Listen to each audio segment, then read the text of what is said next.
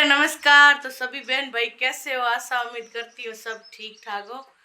तो आज असांजे स्टूडियो आया है कमला बाई राजस्थानी जो को मैडम है को एक बार हूं सुमित्रा जी ने बोले गमे ते थियो तो हूं जाइस मिलवा। तो आज मेरे स्टूडियो आई है।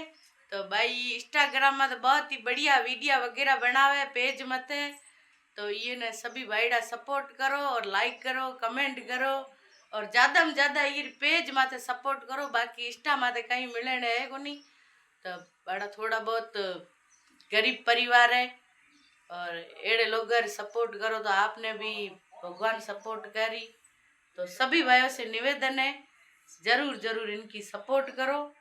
और इनके हस्बैंड और ये दोनों आया स्टूडियो बड़े की कहना जाओ है इतना गाना ही तो यार वीडियो वीडियो आवे थे जो मतलब बड़ा बोला मिलने के तो बढ़िया वीडियो बनावे फालतू बड़ा गलत वीडियो वगैरह बनावे को नहीं।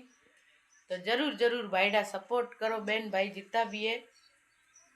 और यार ज़्यादा में ज़्यादा पेज माथे सपोर्ट करो पेज माइनस में गियोड़ो है तो पेज माथे यार सपोर्ट करो। बहुत ही बढ़िया वीडियो आप आगे लाई बाई। तो फिर मिलते हैं अगले ब्लॉग के साथ।